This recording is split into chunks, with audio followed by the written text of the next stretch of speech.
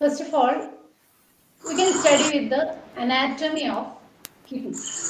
So, we know kidney is a bean-shaped organ. അല്ലേ? അത് paired ആയിട്ടുള്ള bean-shaped organ ആണ് kidney എന്ന് പറയുന്നത്. That's length നമുക്ക് ആദ്യം പറയാം. Each kidney is approximately about 10 to 13 centimeter in length. Exam point of വ്യൂവില് ഇതിന്റെ ലെങ്ത്, അതുപോലെ വെർട്ടിബ്രയുടെ പൊസിഷൻ, അതുപോലെ ഇതിന്റെ ലൊക്കേഷൻ, ഇതിന്റെ വെയിറ്റ്, ഇതെല്ലാം ഇമ്പോർട്ടന്റ് ആണ്, എക്സാംസിന് ചോദിച്ച് കണ്ടിട്ടുള്ളതാണ്. So each kidney is approximately about 10 to 13 centimeter in length. Okay, and its location is very important. It's located where? It's located retroperitoneally, that is behind the peritoneum, on either side of aorta and inferior vena cava.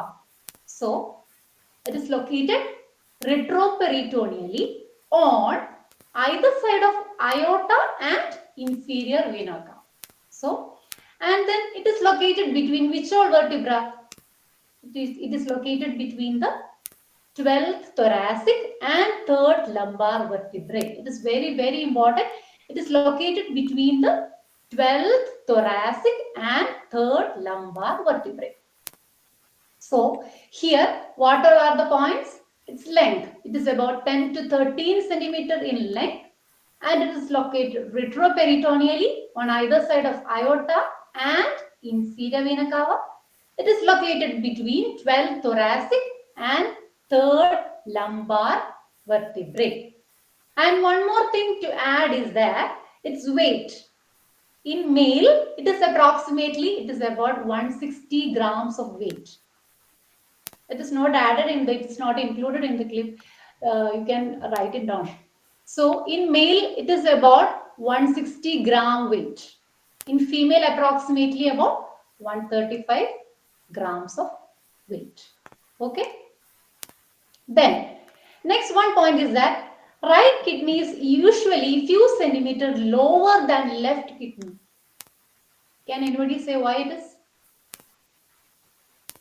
Right kidney is usually few centimeters lower than left kidney. Why? ആർക്കെങ്കിലും പറയാമോ? Liver. Yes, correct.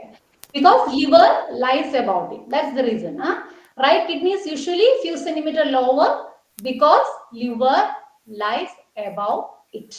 അതാണ് അതിന്റെ കാരണം. അപ്പൊ ഇത്രയും കാര്യങ്ങളാണ് ഇൻട്രൊഡക്ഷനിൽ നമ്മൾ main ആയിട്ട് നമുക്ക് ഇതെല്ലാം ഇമ്പോർട്ടന്റ് ആണ്. അതിന്റെ ലെങ്ത് നിങ്ങൾ നോട്ട് ചെയ്തോളൂ.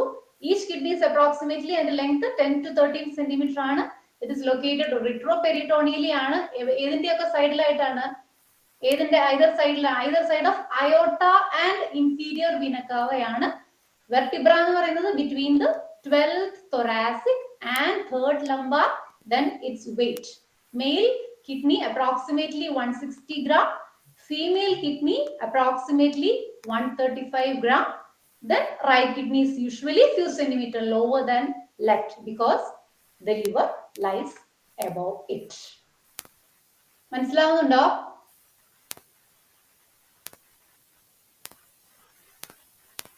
Okay. Then next one we can say about the anatomy of kidney. നിങ്ങൾക്ക് എല്ലാവർക്കും കിഡ്നിയുടെ anatomy അറിയാം. എന്നാൽ നമുക്ക് ഒന്നും കൂടി ഒന്ന് റിഫ്രഷ് ചെയ്യാൻ വേണ്ടിയിട്ടാണ് പറയുന്നത്. Anatomy of kidney എങ്ങനെയാണ് നമ്മുടെ കിഡ്നിയുടെ anatomy? This is our kidney, isn't it? Here the outer layer, that is the outer layer of this outer lining of kidney, that is called as the renal capsule. This is the renal capsule. Okay. Inside the renal capsule, there is the renal parenchyma. This whole portion, this inner portion is called as the renal parenchyma. So, renal capsule is the outermost, that what we call outermost lining. It is called as the renal capsule. And inner to the renal capsule, there is the renal parenchyma. This renal parenchyma is again, it is divided into two main areas. What are they? They are the outer cortex and the inner medulla. ഇതെല്ലാം നമുക്ക് അറിയാവുന്ന കാര്യങ്ങൾ തന്നെയാണ്. എന്നാലും ഒന്ന് stress ചെയ്യുന്നേ ഉള്ളൂ. Outer cortex and inner medulla. Then here you can see the outer cortex, this is the outer cortex, this extends to the inner area. It extends to the inner area and it's divided into triangular shapes. You can see these triangular shapes, right? This triangular shapes, it is called as the renal pyramid. Okay, this cortex extends into the medulla, dividing into triangular shapes. It is called as the renal pyramids. Okay, then again here in the renal pyramid, the apex of the renal pyramid ആണ്. renal pyramidന്റെ apex എന്ന് പറയുന്ന ഈ അറ്റത്തുള്ള ഭാഗത്തിന് പറയുന്നതാണ്, that is called as the renal papilla. This is called as the renal papilla. Okay, then each renal papilla is associated with, ഈ renal papilla ആയിട്ട് associate ചെയ്ത് കിടക്കുന്ന ഒരു structure ആണ്, that is the minor renal calyx, that is this portion. This is the minor renal calyx, and this minor renal calyx in the function endana, that will collect urine from the pyramid. pyramidil ninnu urine, renal pyramidil ninnu urine collect ചെയ്തു വരുന്നത് minor calyx ലേക്കാണ്. Then this minor calyx endana, several minor calyx merge to form the major calyx. This portion is the major calyx. So here urine passes from the minor calyx then to major calyx, then into the renal pelvis. മനസ്സിലാവുന്നുണ്ടല്ലോ? അപ്പോൾ minor calyxil നിന്ന് major calyxിലേക്ക്, urine passes through the major calyxes into the renal pelvis. That is a flattened and funnel shaped structure. This is the renal pelvis. Okay, here from this renal pelvis the urine drains into the ureter. This is the ureter. Urine drains into the ureter, which transport it to the bladder for storage. Okay, അപ്പോൾ renal capsule ആണ് outer layer, ഉള്ളില് renal parenchyma ഉണ്ട്. renal parenchyma രണ്ടായിട്ട് divide ചെയ്തിരിക്കുന്നു. What are they? They are the inner cortex and outer cortex and inner medulla. This cortex that extends into the medulla, then that will give to triangular shape, that is called as the renal pyramid, and the apex of the renal pyramid, it is called as the renal papilla. Then each renal papilla is associated with a structure which is known as minor calyx that collects urine from the pyramids. Then several minor calyx merge to form the major calyx. Then urine passes through the major calyx into the renal pelvis. That is the funnel shaped structure. And this from the renal pelvis, the urine drains into the ureter, which transport it to the bladder for storage. Then next is that the medial margin of each kidney, that is this portion, it is marked by a deep fissure, and this portion it is called as the renal hilum. Through this renal hilum, which all structures passes? Anybody can say? renal hilum through ഏതൊക്കെ structure ആ pass ചെയ്യുന്നത്?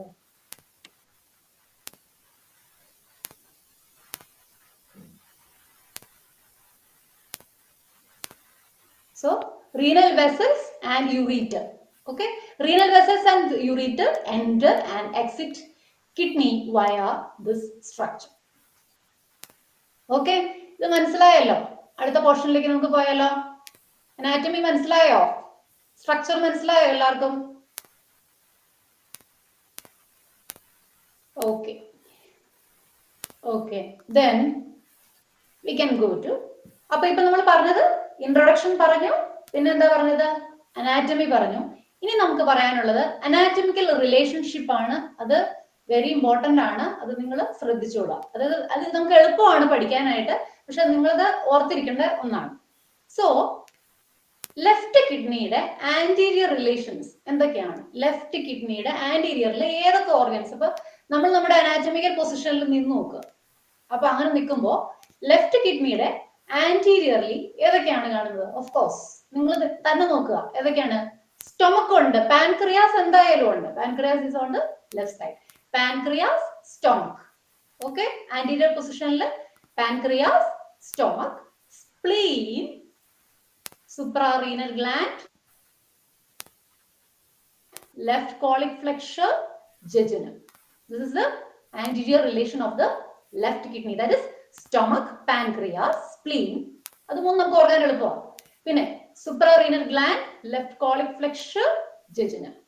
പിന്നെ left കിഡ്നിയുടെ തന്നെ posteriorly നമ്മൾ നോക്കുക, posteriorly നോക്കുമ്പോൾ എന്താണ്, ഡയഫ്രം ഉണ്ട്, അത് ഉറപ്പാണ്. Then 11th and 12th rib ഉണ്ട്. പിന്നെ കാണുന്നത് മസിൽസും നെർവ്സും ആണ്. അത് റൈറ്റ് കിഡ്നിക്കും ലെഫ്റ്റ് കിഡ്നിയും സെയിം തന്നെയാണ് പോസ്റ്റീരിയർലി. അത് ഏതൊക്കെയാണ്? psoas major, quadratus lumborum and transverse abdominis muscle, then subcostal, iliohypogastric and ilioinguinal nerves. So left കിഡ്നിയുടെ ആന്റീരിയർ ഏതൊക്കെയാണ് റിലേഷൻസ് വരുന്നത്? Stomach, spleen, pancreas, suprarenal gland, left colic flexure and jejunum. Posteriorly വരുന്നതാണ് diaphragm, 11th 12th ribs, then muscles and nerves, അതായത് psoas major, quadratus lumborum, transverse abdominis. nerves ഏതൊക്കെയാണ്? subcostal, iliohypogastric and ilioinguinal nerves. Okay, left is over. Then right kidney. Right kidney നമ്മൾ അതുപോലെ തന്നെ നോക്കുക. Right കിഡ്നിയിൽ ഏതായിരിക്കും ആന്റീരിയർലി വരുന്നത്? Anteriorly വരുന്നത് liver. Liver is the main organ. Anteriorly liver, duodenum, മറ്റേതുപോലെ തന്നെ സുപ്രാറീനൽ ഗ്ലാൻഡും റൈറ്റ് കോളിക് ഫ്ലക്ഷറും വരുന്നുണ്ട്. അപ്പൊ ലിവറും ഡുവോഡനും ആണ് മെയിൻ ആയിട്ട് വരുന്ന ഓർഗൻസ് ആൻഡ് ആന്റീരിയർലി വരുന്നത്.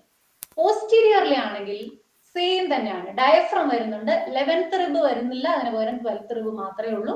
മസിൽസും നെർവ്സും സെയിം ആണ്. psoas major, quadratus lumborum and transverse abdominis, subcostal, iliohypogastric and ilioinguinal nerves. ഇതാണ് anatomical relations of left and right kidney. മനസ്സിലാവുന്നുണ്ടോ? ഇനി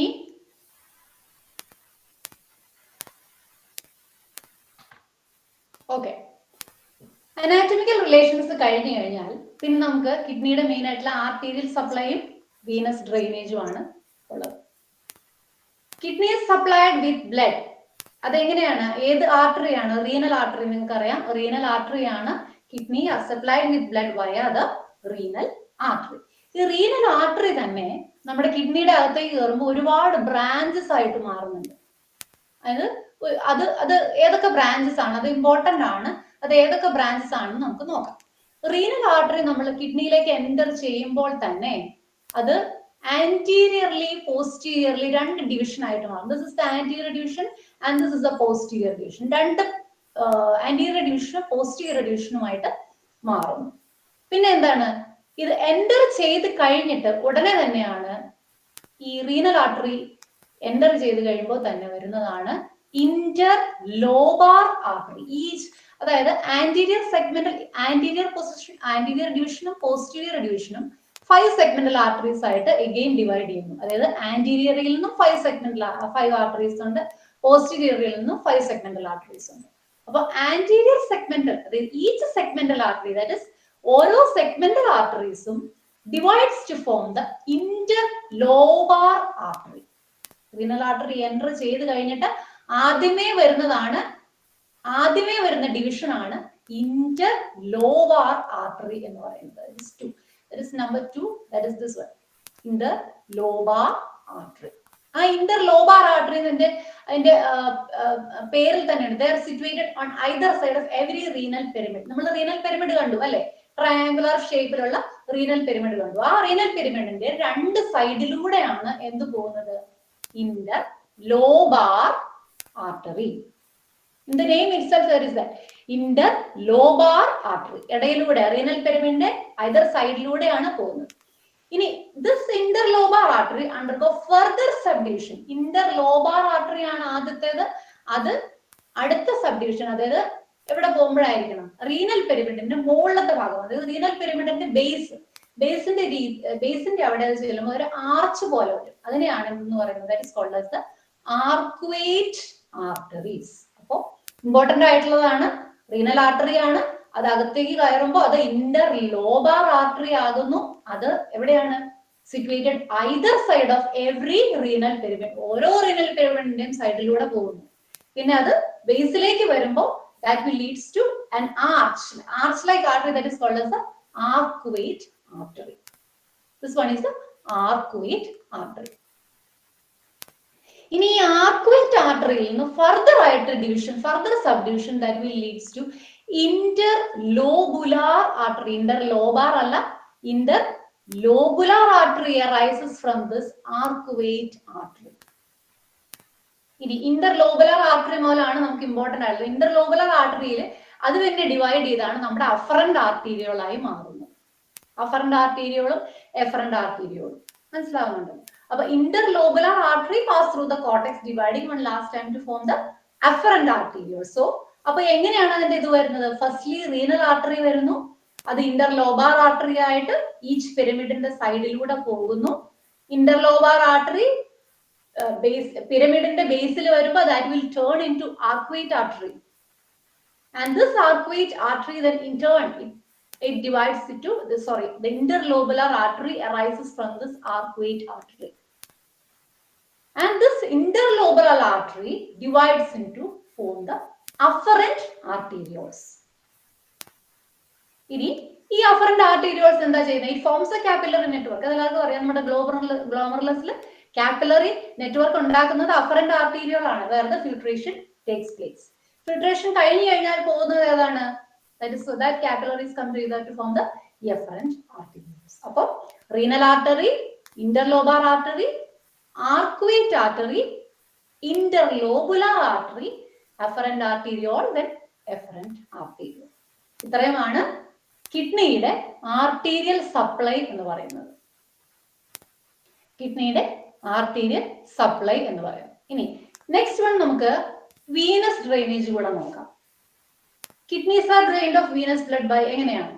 left and right renal veins. Left and right renal veins ആണ് അതിന്റെ venous drainage. അപ്പം ഈ left and right renal veins എന്ന് പറയുന്നത് they leave the hilum. അത് ഹൈലത്തിൽ ലീവ് ചെയ്ത് അത് എവിടെയാണ് ലൊക്കേറ്റ് ചെയ്യുന്നത്? They are located anteriorly to the renal arteries. They are located anteriorly to the renal arteries and empty directly into the inferior vena cava. അതിന് വലിയ complications ഒന്നുമില്ല. They are directly emptying into the inferior vena cava. Okay. Then ഇത്രയും കാര്യങ്ങൾ മനസ്സിലായോ? ഒന്ന് thumbs up അടിക്കോ, അല്ലെങ്കിൽ മനസ്സിലായാലും ഒന്നുകൂടെ പറയണമെങ്കിൽ പറഞ്ഞാൽ മതിയേ. Okay. Okay. Then next we are going to the, what is the functional unit of kidney? Anybody answer? Okay.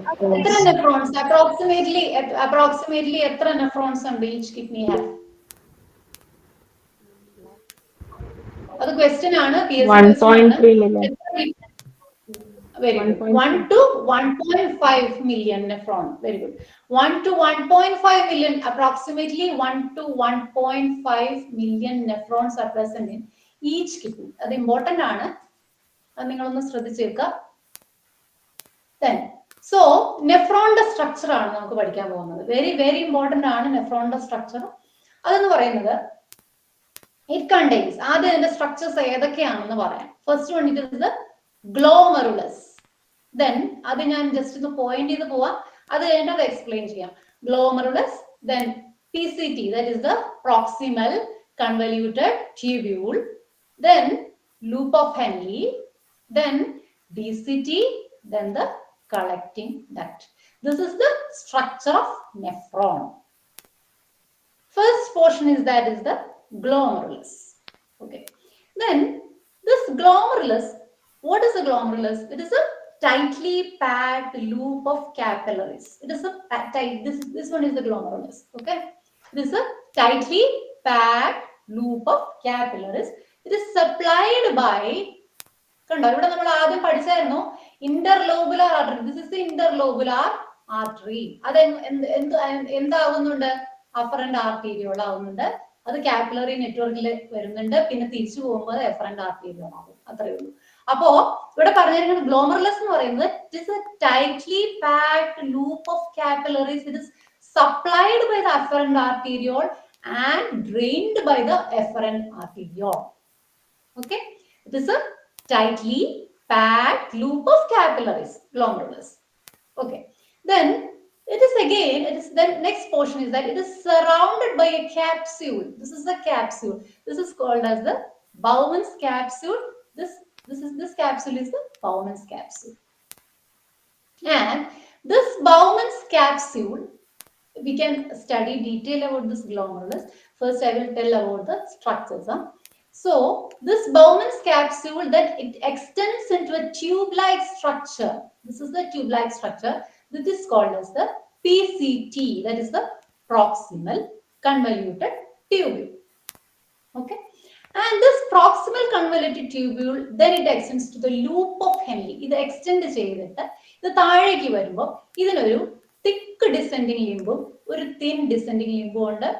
ഇത് extend ചെയ്ത് ഇങ്ങോട്ട് വരുമ്പോൾ ഇതിനൊരു thin ascending limb thick ascending limb ഉണ്ട്. അത് then it continues to the distal convoluted tubule and then it leads to the collecting duct. Okay. Then here in this selective, in this loop of Henle, sorry, in the PCT, loop of Henle, DCT and collecting duct. ഇതിനകത്ത് ഒരു കാര്യം നടക്കുന്നുണ്ട്. Selective reabsorption of water and electrolytes നടക്കുന്നത് ഇവിടെയാണ്. PCT, ECT, loop of Henle, DCT and collecting duct. ഇതിനകത്ത് together നടക്കുന്ന കാര്യമാണ് selective reabsorption of water and electrolyte. Okay. Then അപ്പോൾ അതാണ് അതിന്റെ മെയിൻ ആയിട്ടുള്ള ജസ്റ്റ് ഒരു ഔട്ട്ലൈൻ. ഇനി നമുക്ക് ഗ്ലോമറുലസ് കുറച്ചുകൂടി ഡീറ്റെയിൽഡ് ആയിട്ട് പഠിക്കാം. കാരണം ഗ്ലോമറുലസിന് ഒരുപാട് ഇമ്പോർട്ടൻസ് ഉണ്ട്. കാരണം in the disease point of view നമ്മൾ ഡിസീസസ് പഠിക്കുവാണെങ്കിൽ അല്ലെങ്കിൽ റാസ് സിസ്റ്റം ഉണ്ട് ഇതിനകത്ത്, അതെല്ലാം ഗ്ലോമറുലസ് നമ്മൾ അറിഞ്ഞിരുന്നാൽ മാത്രമേ മനസ്സിലാവൂ. സോ അപ്പൊ ഗ്ലോമറുലസ് എന്താണെന്ന് നമ്മൾ പറഞ്ഞത് എന്താണ്? Glomerulus it is a tightly packed loop of capillaries. It is a tightly packed loop of capillaries. It is supplied by efferent arteriole, drained by efferent arteriole. In glomerular capillary endothelial cell contain pores through which the pores and capillary. This is the capillary endothelium. It consists of pores. These are the pores. ചെറിയ സുഷിരങ്ങളുണ്ട്. എന്തിനു വേണ്ടിയിട്ടാണ്? Through which circulating molecules can pass to reach the underlying glomerular basement. This is the glomerular basement membrane. ഇതുമായിട്ട് അതിനെ connect ചെയ്യണമെങ്കിൽ ഇവിടെ Paul's ഉണ്ട്.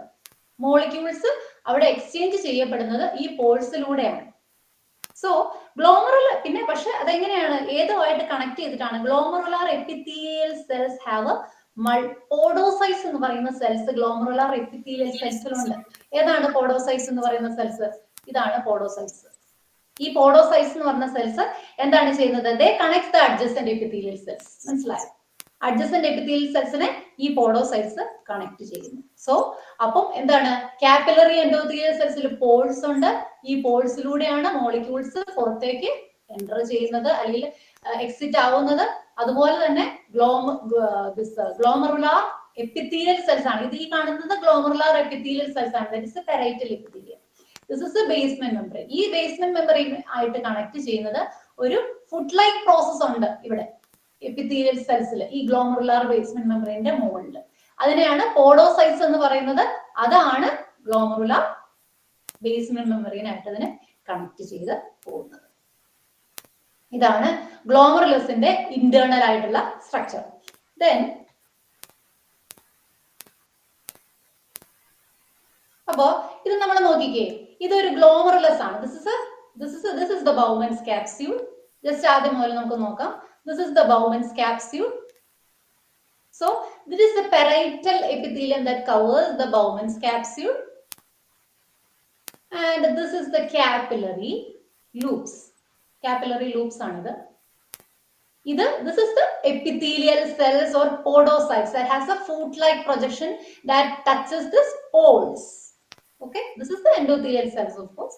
Then one most important cell present in this glomerulus is the mesangial cells. This is the mesangial cells. This is the mesangial matrix. Mesangial cells ഒരു important ആയിട്ടുള്ള ഒരു സ്ട്രക്ചറിന്റെ constituent ആണ്. അത് ഏതിന്റെയാണെന്ന് അറിയാവോ? മെസഞ്ചിയൽ സെൽസ്, മാക്രോഫേജ്. Okay, macrophage. അതുപോലെ തന്നെ വേറൊരു cells, വേറൊരു എക്സ്ട്രാ ഗ്ലോമറുലർ അപ്പാരറ്റസിലും ഈ മെസഞ്ചിയൽ സെൽസിന്റെ കുറച്ച് വരുന്നുണ്ട്. എക്സ്ട്രാ ഗ്ലോമറുലാർ മെസഞ്ചിയൽ സെൽസ് എന്ന് പറഞ്ഞുകൊണ്ട് കുറച്ച് ഭാഗം ജെക്സ്ട്രാ ഗ്ലോമറുലാർ അപ്പാരറ്റസിലും വരുന്നുണ്ട്, എക്സ്റ്റെൻഡ് ചെയ്ത് വരുന്നുണ്ട്. സോ അപ്പം ഇതാണ് നമ്മുടെ ഗ്ലോമറുലസിന്റെ സ്ട്രക്ചർ എന്ന് പറയുന്നത്. സോ നമ്മൾ നെഫ്രോൺസിൽ നമ്മൾ പഠിച്ചത് അഫറന്റ് ആർട്ടീരിയോൾ ഇത് കയറി പോകുന്നു, എഫറന്റ് ആർട്ടീരിയോൾ ഇതാണ്, ഇത് ബാക്കിത്തെ ഇത് DCT ആണ്, അത് നമുക്ക് പഠിക്കാം. നോക്കിയേ ദിസ് വൺ. ഇനി ഇതിനകത്ത് നമുക്ക് പഠിക്കാനുള്ളതാണ് next juxtaglomerular apparatus. What is juxtaglomerular apparatus and what is its function? Just അതിന്റെ ഫംഗ്ഷൻ എന്താണെന്ന് പോയിന്റ് ചെയ്യാവോ ആരെങ്കിലും? juxtaglomerular apparatusന്റെ ഫംഗ്ഷൻ എന്താ? What is the function of juxtaglomerular apparatus?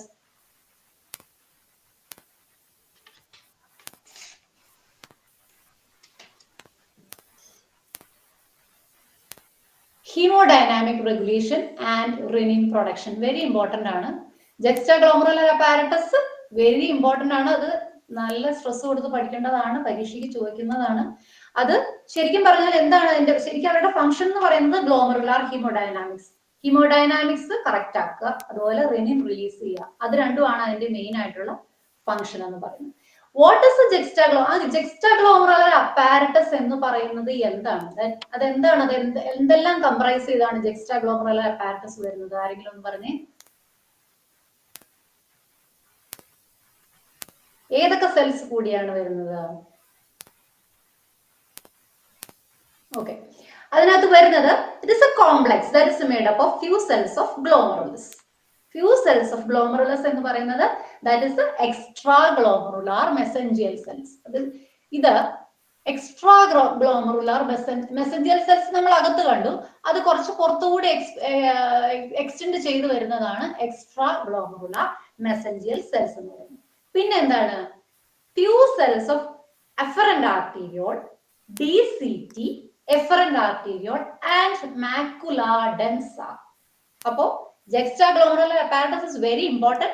So it is a complex. It's a complex that is made up of few cells of glomerulus, that is extra glomerular mesangial cells. Then DCT. This is the DCT. This is the distal convoluted tubule. And here in this distal convoluted tubule, only this portion is a constituent of juxtaglomerular apparatus, and this portion is called, anybody know? This portion is called as the macula densa. This is the macula densa. So this is a specialized cell. This is a specialized cell that is called as the macula densa. So juxtaglomerular apparatus എന്ന് പറഞ്ഞാൽ അപ്പോൾ എന്തൊക്കെയാണ്? That is a complex made up of few cells of extraglomerular mesangial cells 1. Okay. Then what? Few cells of this efferent arteriole. നിങ്ങൾക്ക് കാണാം. This is the juxtaglomerular apparatus. അപ്പോൾ ഇവിടെ ഏതൊക്കെ cells ഉണ്ട്? This is the afferent arteriole. Afferent arterioles കുറച്ച് cells ഉണ്ട്. പിന്നെന്താണ്? മെസഞ്ചിയൽ cells ഇവിടുന്ന് എക്സ്റ്റെൻഡ് ചെയ്തിരിക്കുന്ന കുറച്ച് മെസഞ്ചിയൽ സെൽസ് ഉണ്ട്. എഫറന്റ് ആർട്ടീരിയോളിലെ കുറച്ച് സെൽസ് ഉണ്ട്. അതുപോലെ DCTയിലെ കുറച്ച് സെൽസും ഉണ്ട്. സോ DCTയിലെ ഈ സെൽസിന് പറയുന്ന പേരാണ് ദാറ്റ് ഇസ് ദ മാക്കുല ഡെൻസ. അപ്പൊ juxtaglomerular apparatus മനസ്സിലായോ? അതിന്റെ ഫംഗ്ഷൻ എന്ന് പറയുന്നത് എന്താണ്? ഗ്ലോമറുലാർ ഹീമോഡൈനാമിക്സ് ആൻഡ് റെനിൻ റിലീസ് ആണ്. ഓക്കെ, അപ്പൊ this is the juxtaglomerular apparatus. മനസ്സിലാവുന്നുണ്ടോ? ഒന്നും കൂടി പറയണോ? മനസ്സിലാവുന്നുണ്ടോ? അടുത്ത പോർഷനിലേക്ക് പോയാൽ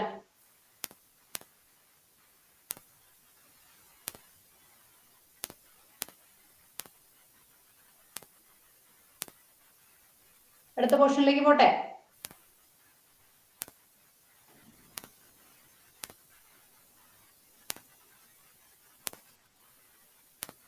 okay, then next important portion. അപ്പൊ നമ്മൾ റെനിൻ റിലീസ് ചെയ്യുന്നത് എവിടെയാണെന്ന് പറഞ്ഞു?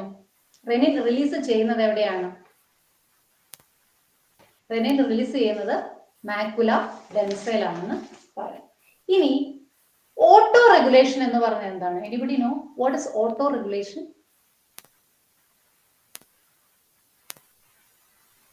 ഓട്ടോ റെഗുലേഷൻ എന്ന് പറഞ്ഞാൽ നമ്മുടെ ഗ്ലോമറുലസിലെ ഫിൽട്രേഷൻ പ്രഷർ, അതിനകത്ത് ബ്ലഡിന്റെ ഫിൽട്രേഷൻ നടക്കുന്നതിന്റെ പ്രഷർ ശരിക്കും പറഞ്ഞാൽ ബി പി വേരിയേഷൻ വരുമ്പോഴോ അല്ലെങ്കിൽ കാർഡിയാക് ഔട്ട്പുട്ടിൽ വേരിയേഷൻ വരുമ്പോഴോ ഒക്കെ മാറ്റം വരാം. അപ്പോ അത് മെയിൻറ്റെയിൻ ചെയ്ത് പോകുന്നത് എങ്ങനെയാണ്, എന്തിന്റെയൊക്കെ ഫംഗ്ഷൻ കൊണ്ടാണ് അത് മെയിൻറ്റെയിൻ ചെയ്ത് പോകുന്നത്? By the alteration in the muscle tone within the afferent and efferent arteriole and mesangial cells. Afferent arteriole, efferent arteriole, mesangial cells.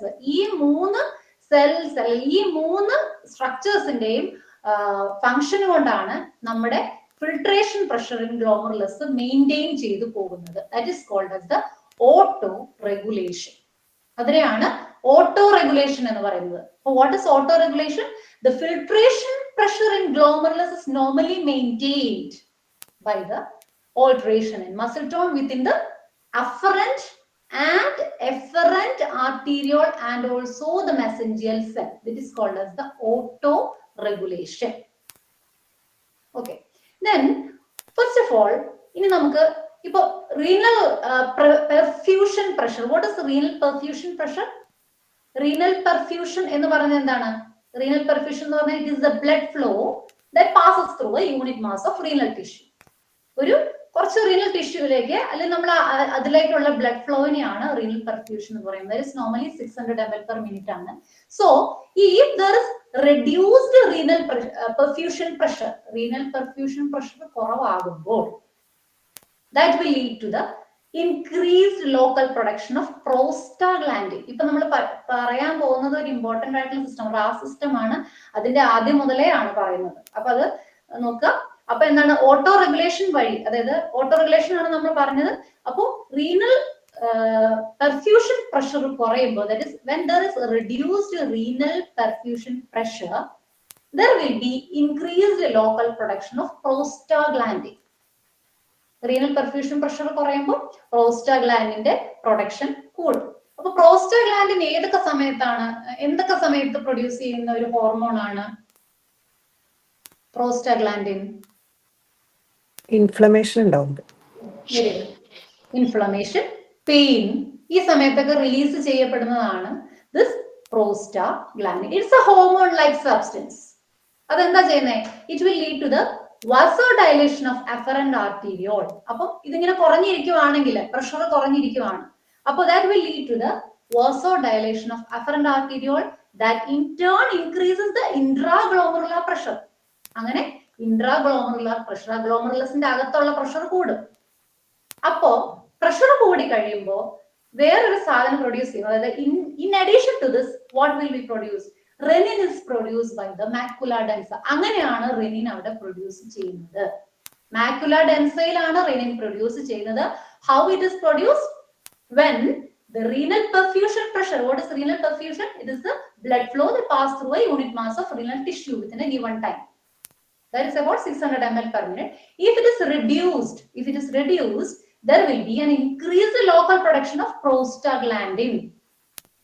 In turn will lead to the vasodilation of afferent arteriole, and that will in turn lead to increased intraglomerular pressure, and in turn it will lead to the production of renin in macula densa.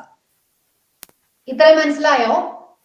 ഞാൻ ഒന്നുകൂടി പറയണോ? ഇത്രയും മനസ്സിലായോ? മനസ്സിലായെങ്കിൽ ഒരു thumbs up കാണിക്കുക, അല്ലെങ്കിൽ thumbs down കാണിച്ചാലും മതി. ഓക്കെ. അപ്പൊ എന്താണ് റെനിൻ അപ്പൊ പ്രൊഡ്യൂസ് ചെയ്തു? എവിടെയാണ് പ്രൊഡ്യൂസ് ചെയ്തത്? റെനിൻ മാക്കുല ഡെൻസയിൽ പ്രൊഡ്യൂസ് ചെയ്തു. റെനിൻ മാക്കുല ഡെൻസയിൽ പ്രൊഡ്യൂസ് ചെയ്ത് കഴിഞ്ഞിട്ട് പിന്നെ എന്താണ്, നമ്മുടെ ശരീരത്തിലെ ഒരു ഇമ്പോർട്ടന്റ് ആയിട്ടുള്ള ഒരു മെക്കാനിസം ആണ് ഈ റെനിൻ വെച്ചിട്ടുള്ള ഒരു പരിപാടി ഉണ്ട്. What is that? Is the renin angiotensin aldosterone system mechanism. That is renin angiotensin aldosterone mechanism. അത് എന്ത് മെക്കാനിസം ആണ്? It is a hormone system that regulates the blood pressure, fluid and electrolyte balance and systemic vascular resistance. അപ്പോൾ അത് ഏതൊക്കെയാണ്? It is a hormone system. അതൊരു hormone system ആണ്. That regulates the, അതായത് blood pressure പെട്ടെന്ന് കുറഞ്ഞു പോവുകയാണ്, അല്ലെങ്കിൽ ഫ്ലൂയിഡ് ഇലക്ട്രോലൈറ്റ് ബാലൻസ് പെട്ടെന്ന് കുറഞ്ഞു പോവുകയാണ്, തലകറങ്ങി വീണുമാണ്. സോ അപ്പൊ നമ്മുടെ ശരീരത്തിൽ ആക്ടിവേറ്റ് ചെയ്യുന്നതാണ് what? RAS system. That is a hormone system that regulates the blood pressure, fluid and electrolyte balance, and systemic vascular resistance. That is the RAS system. So, നമ്മൾ ആദ്യം പറഞ്ഞു നിർത്തിയത് എവിടെ വരെയാണ്? റെനിൻ പ്രൊഡ്യൂസ് ചെയ്ത് നിർത്തിയത് മാക്കുല ഡെൻസയിൽ. റെനിൻ എന്താ ചെയ്യുന്നത്? റെനിൻ ഒരു കാര്യം ചെയ്യുന്നുണ്ട്. It will catalyze the conversion of a plasma protein called angiotensinogen and it releases angiotensin 1. അതായത് റെനിൻ ആൻജിയോടെൻസിനോജൻ എന്ന് പറയുന്ന ഒരു പ്ലാസ്മ പ്രോട്ടീനെ അത് ആൻജിയോടെൻസിൻ 1 ആക്കി മാറ്റുന്നു. Then this angiotensin 1 in presence of angiotensin converting enzyme that will change to this angiotensin 2. So renin, then angiotensinogen, it releases angiotensin 1 and this angiotensin 1 in presence of angiotensin converting enzyme will lead to angiotensin 2. ഈ angiotensin 2 എന്താണ് ചെയ്യുന്നത്? Sodium absorption കൂട്ടുന്നു, aldosterone release ആകുന്നു. അപ്പൊ എന്താ സംഭവിക്കുക? It will lead to the constriction of smaller artery that will leads to increase in BP. This is called as the RAS system. It's very very important. ഇത് മനസ്സിലാക്കേണ്ടതാണ്. അപ്പം ഇതിനെയാണ് നമ്മൾ റെനിൻ ആൻജിയോടെൻസിൻ ആൽഡോസ്റ്റിറോൺ സിസ്റ്റം എന്ന് പറയുന്നത്. So it is a hormone system that regulates the blood pressure, fluid and electrolyte balance and systemic vascular resistance. അപ്പം മനസ്സിലാവുന്നുണ്ടോ? മനസ്സിലായോ? RAS system മനസ്സിലായിട്ടുണ്ടോ എല്ലാവർക്കും?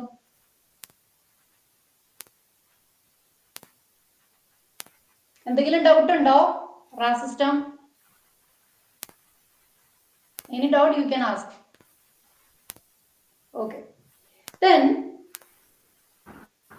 ലാസ്റ്റ് പറഞ്ഞതൊന്നുകൂടെ റിപ്പീറ്റ് ചെയ്യോ? റെനിൻ ആൻജിയോടെൻസിൻ 2 ആക്ടിവേറ്റ് ചെയ്തതിന് ശേഷമുള്ളത്. ഓക്കെ. അപ്പോൾ റെനിൻ എന്താണ് ചെയ്യുന്നത്? Renin it will catalyze the conversion of a plasma protein that is called as the angiotensinogen to angiotensin 1. That is angiotensinogen അത് angiotensin 1 എന്ന് പറയുന്ന ഒരു സംഭവം റിലീസ് ചെയ്യും. ഒരു ഡെക്കാപെപ്റ്റൈഡ് ആണത്.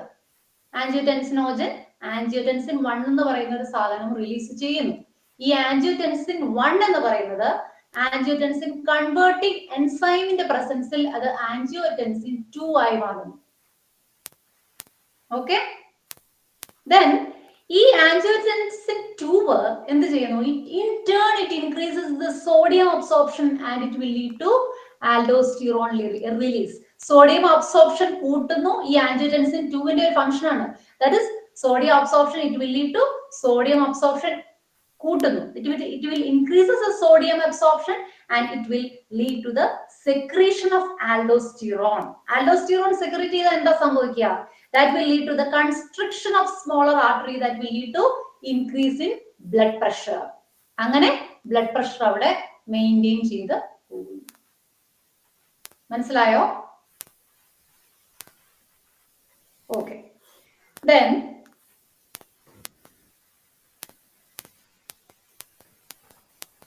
ഓക്കെ.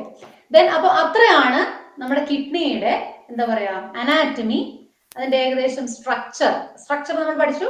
നെഫ്രോണിന്റെ സ്ട്രക്ചർ പഠിച്ചു. അതുപോലെ എന്താ പറയാ കിഡ്നിയുടെ അനാറ്റമി പഠിച്ചു. ഇനി നമുക്ക് അടുത്ത പോർഷനിലേക്ക് വരുന്നത് കിഡ്നിയുടെ ഫങ്ഷൻസ് ആണ്. അപ്പൊ ഇതുവരെയുള്ള അനാറ്റമി, സ്ട്രക്ചർ, ബാക്കിയുള്ള കാര്യങ്ങള് എല്ലാം മനസ്സിലായല്ലോ. നമുക്ക് ഫങ്ഷൻസിലേക്ക് പോവാം. അപ്പോ ഫങ്ഷൻസിലേക്ക് നെക്സ്റ്റ് ഫങ്ഷൻ എന്ന് പറയുന്നത് എന്തൊക്കെയാണ് കിഡ്നിയുടെ ഫങ്ഷൻ? നിങ്ങൾക്ക് എല്ലാവർക്കും അറിയാവുന്നതാണ് ഫങ്ഷൻസ് ഒക്കെ. First one is that it is the expulsion of metabolic waste products. Expulsion of metabolic waste products ആണ് first and foremost function of kidney. ഇത് ഓരോരുത്തരും പറയണം. What are the metabolic waste products in our body? എന്തൊക്കെയാണ്?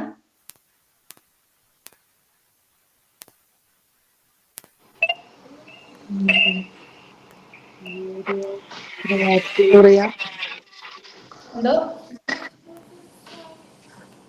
Metabolic waste products ഏതൊക്കെയാണ്? Urea, creatine,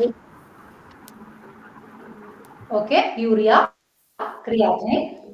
okay, അത് ഏതൊക്കെയാണെന്ന് ഞാൻ പറയാം. Ammonia and urea from protein. പ്രോട്ടീനിൽ നിന്നുള്ള waste products means metabolic waste product ആണ് അമോണിയ ആൻഡ് യൂറിയ. അത് നിങ്ങൾ നോട്ട് ചെയ്ത് വെച്ചോളൂ, ഇമ്പോർട്ടന്റ് ആണ്.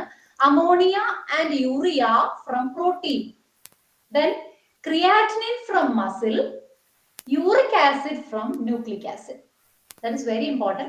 So first function is that it is the expulsion of metabolic waste products.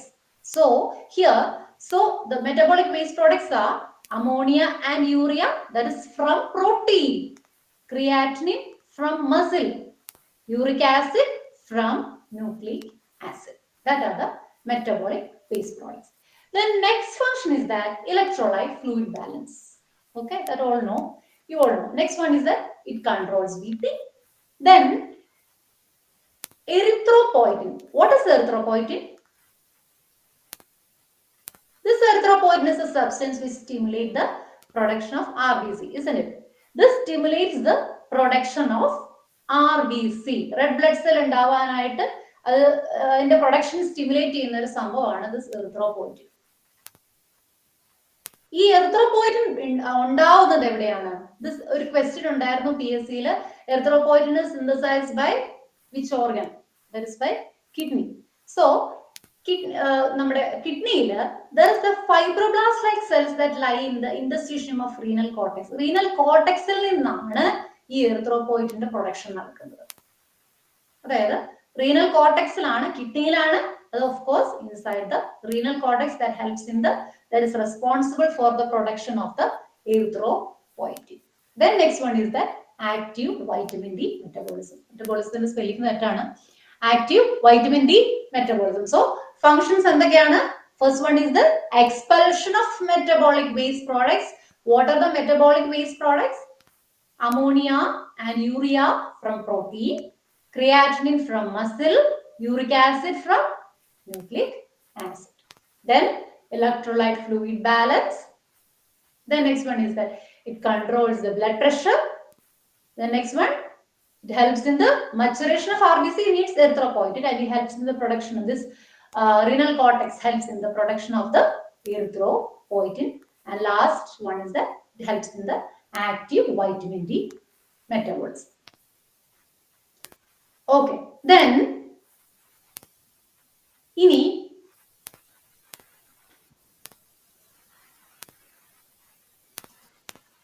മനസ്സിലാവുന്നുണ്ടല്ലോ?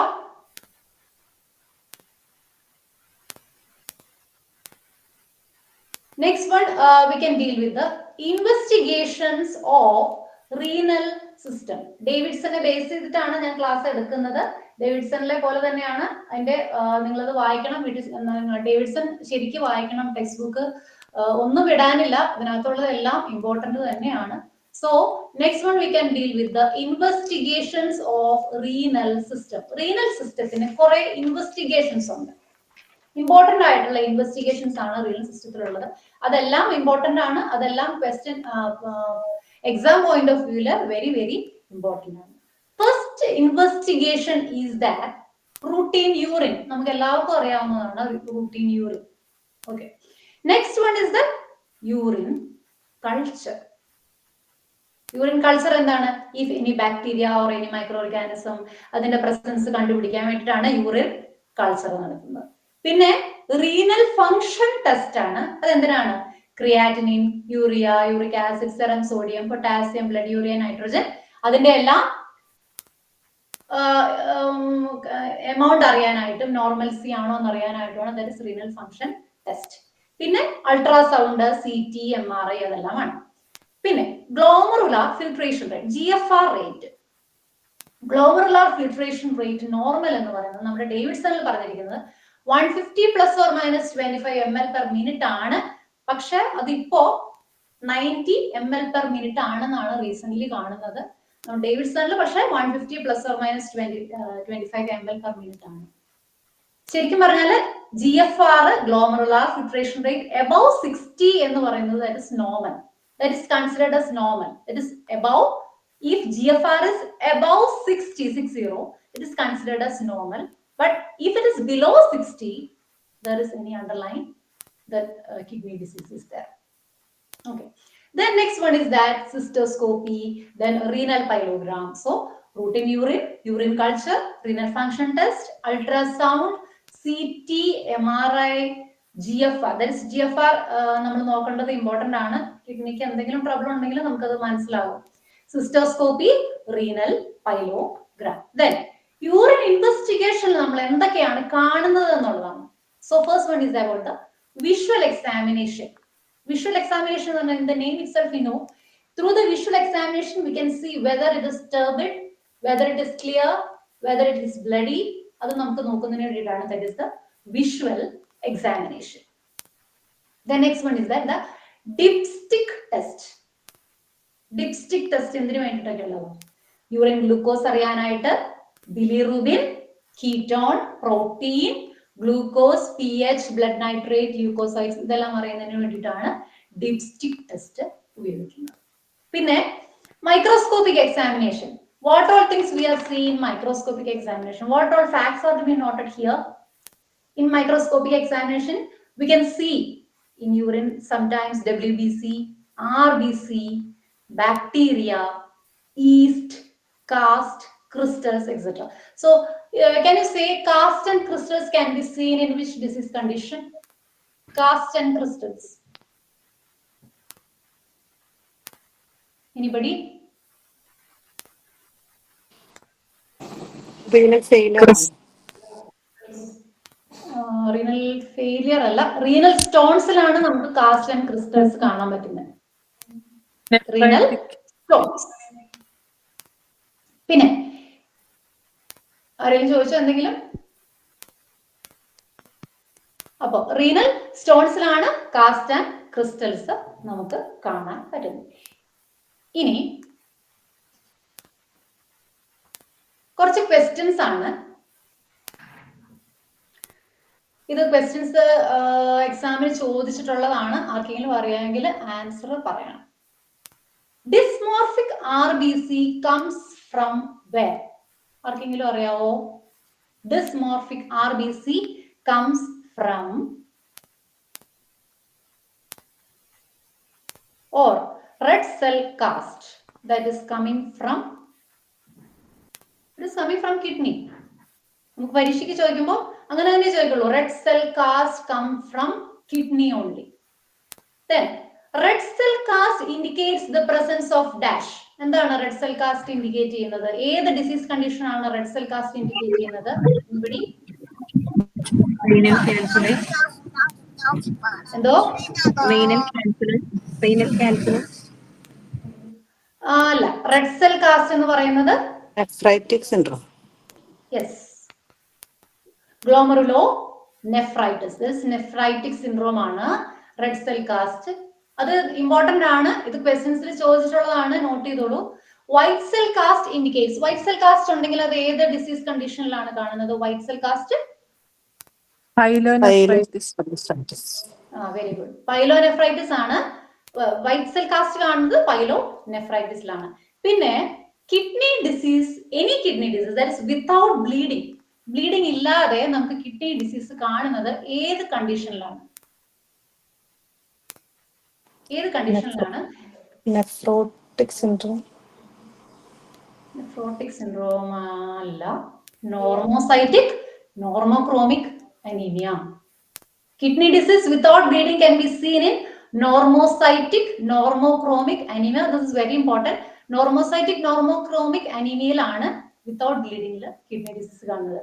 With bleeding ആണെങ്കിൽ that is iron deficiency anemia. അത് എളുപ്പമാണ്. With bleeding ആണെങ്കിൽ that is iron deficiency anemia. If it is without bleeding, it is normocytic normochromic anemia. കിട്ടിയോ എല്ലാവർക്കും answers? Dysmorphic RBC comes from kidney. Red cell cast indicates the presence of glomerulonephritis. White cell cast indicates pyelonephritis. Kidney disease without bleeding, it is normocytic normochromic anemia. Kidney disease with bleeding, it is iron deficiency anemia. Then 3 more investigation is there. That is the renal arteriography, pylography, renal biopsy. These 3 are very important. Renal arteriography. What is the renal arteriography? ഏതൊക്കെ ഒക്കേഷൻസിലാണ് അത് ഉപയോഗിക്കുന്നത്? Renal ആർട്ടീരിയോഗ്രഫി ആ പേരിൽ തന്നെ ഉണ്ടല്ലോ.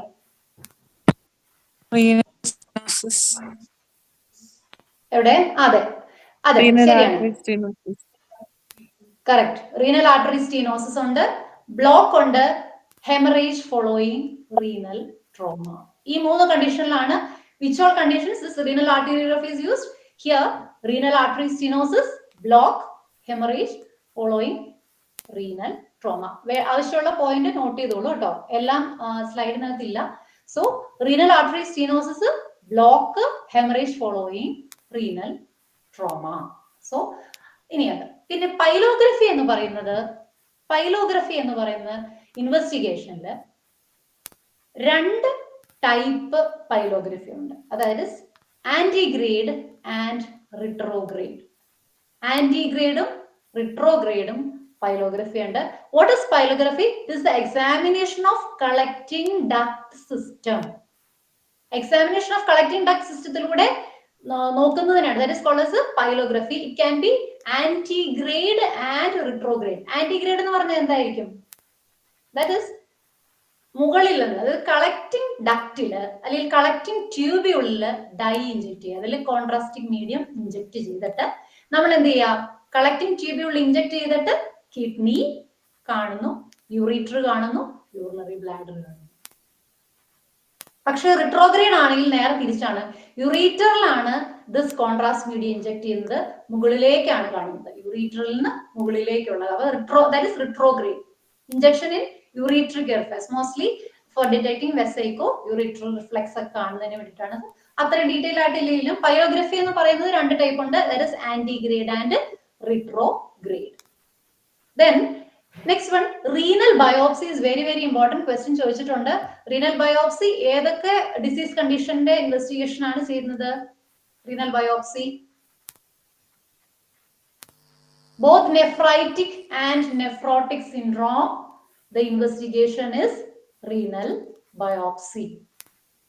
Nephritic syndrome-നും nephrotic syndrome-നും renal biopsy ആണ് നമ്മൾ ചെയ്യുന്നത്. ഓക്കെ, ക്ലിയർ ആയോ? ഇൻവെസ്റ്റിഗേഷൻസ് എന്തെങ്കിലും പറയണോ, റിപ്പീറ്റ് ചെയ്യണോ? ക്ലിയർ ആയെങ്കിൽ ഒന്ന് പറയാം.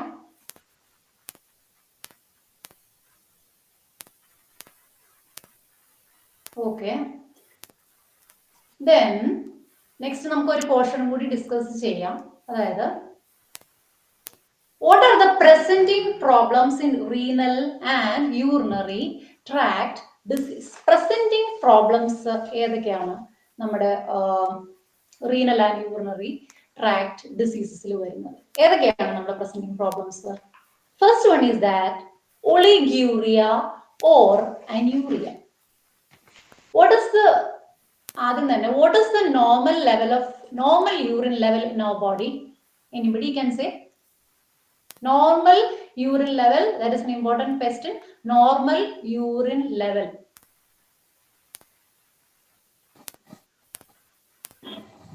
5 liters per day. No, 1.5 to 1 liter. Yes, 1.5 to 2 liters per day ആണ് നമ്മുടെ എന്താ പറയാ നോർമൽ യൂറിൻ ഔട്ട്പുട്ട്. അപ്പോ ഫസ്റ്റ് പ്രസന്റിംഗ് പ്രോബ്ലം എന്ന് പറയുന്നത് ഒളിഗ്യൂറിയ. What is ഒളിഗ്യൂറിയ? ഒളിഗ്യൂറിയ എന്ന് പറയുന്നത് if the urine output is less than 400 ml, it is very important. If it is less than 400 ml, that is called as the oliguria. Then what is anuria? Anuria is if the urine output is less than 100 ml, that is yes, correct. അപ്പം ഒളിഗ്യൂറിയയും അന്യൂറിയയും, ഇപ്പൊ നമ്മുടെ യൂറിന്റെ amount 400 ml കുറയുവാണെങ്കിൽ that is ഒരു problem ഉണ്ട്. അന്യൂറിയ ആണെങ്കിൽ 100 ml കുറയുവാണെങ്കിൽ there is a problem. That is a presenting, one of the presenting symptom.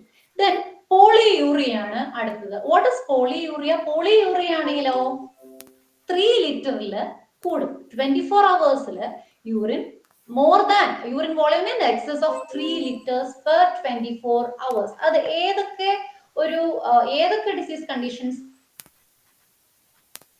ലായിരിക്കും polyuria വരിക? Diabetes insipidus. Very good. Hyperglycaemia, hypercalcaemia, excess fluid intake. ഇതിനകത്തെല്ലാം ആണ് polyuria വരുന്നത്. അപ്പോൾ polyuria is the urine volume in excess of 3 liters per 24 hours. Okay, urine volume in excess of 3 liter. 3 liter അതിന് മുകളിലോ പോവുകയാണെങ്കിൽ that is the polyuria. So the terms you should study: oliguria, anuria, polyuria. Okay, then oliguria, anuria, UTI എല്ലാം കാണാം. urinary tract infection ഒരുപാടായി കഴിഞ്ഞാൽ there will be oliguria and anuria. Then next one is that frequency. എന്താണ് frequency എന്ന് പറയുന്നതാണ്? What is the frequency എന്ന് പറഞ്ഞാൽ എന്താണ്? It is the daytime micturition more often than a patient would expect. ഒരാൾ expect ചെയ്യുന്നതിൽ കൂടുതൽ എപ്പോഴും യൂറിൻ പാസ് ചെയ്യാൻ പോകുന്ന ആ ഒരു feeling, that is the frequency. അത് യൂറിനറി ഇൻഫെക്ഷനിൽ, അതുപോലെ പ്രോസ്റ്റാറ്റിക് ഡിസീസസിൽ അതെല്ലാം നമുക്ക് കാണാൻ പറ്റും. അപ്പോൾ oliguria, anuria, polyuria, frequency. The next one is that the nocturia. What is nocturia? That is at night. Night. അതായത് waking. It forces the person to wake. എന്തിനു വേണ്ടിയിട്ടാ? To pass urine during main sleep period. അതായത് main sleep പീരീഡിന്റെ സമയത്ത് എണീച്ചു പോയി urine pass ചെയ്യാനുള്ള temptation ആണ്. അത് main ആയിട്ട് കാണുന്നത് പ്രോസ്റ്റാറ്റിക് എൻലാർജ്മെന്റിലാണ് കാണുന്നത്. പിന്നെ കൂടുതൽ വെള്ളം കുടിച്ചിട്ട് നമ്മൾ കൂടുതൽ ഫ്ലൂയിഡ് ഇൻടേക്ക് കഴിഞ്ഞാൽ നമുക്ക് രാത്രി അങ്ങനെ ഒരു ഫീലിങ്സ് വരും. അപ്പോൾ എന്താണ് പ്രോസ്റ്റാറ്റിക് എൻലാർജ്മെന്റ്, പിന്നെ എന്താണ് increased fluid intake, chronic kidney disorder. ഈ 3 കാര്യങ്ങളുമാണ് നൊക്ട്യൂറിയ കൂടുതലായിട്ടും കാണുന്നത്. പിന്നെ urinary incontinence, that is the involuntary leakage of urine. That is the urinary incontinence. In which disease condition? Mostly dementia and all. We can see this urinary incontinence. Then next important presenting symptom is that foremost important symptom is that normally എല്ലാവർക്കും നമുക്ക് കാണുന്നതാണ് abdominal pain. That is that pain ഒരു പ്രത്യേക പേരാണ്. That is called as the loin pain. Loin pain ആണ്. Loin pain ആണ് വരുന്നത്. അത് ഏതില്? നമ്മൾ റീനൽ സ്റ്റോണില്, യൂറിട്രിക് സ്റ്റോണില്, അല്ലെങ്കിൽ റീനൽ ട്യൂമറില്, അതുപോലെ എന്തെങ്കിലും ട്രാക്ട് ഒബ്സ്ട്രക്ഷൻ, യൂറിനറി ട്രാക്ട് ഒബ്സ്ട്രക്ഷനില്, അക്യൂട്ട് പൈലോനെഫ്രൈറ്റിസ്, ഇതിനകത്തെല്ലാം അബ്ഡോമിനൽ പെയിൻ. അതായത് ഇൻഫെക്ഷൻ റിലേറ്റഡ് ആയിട്ടുള്ളതും together with stone and also renal tumours.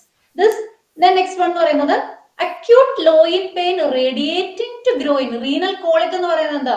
Loin pain that is radiating to groin, that is called as the renal colic. Okay. അപ്പോൾ abdominal pain എന്ന് പറയുന്നത് it is termed as the loin pain. Okay. Then next one is that dysuria. Dysuria is, what is dysuria? Anybody?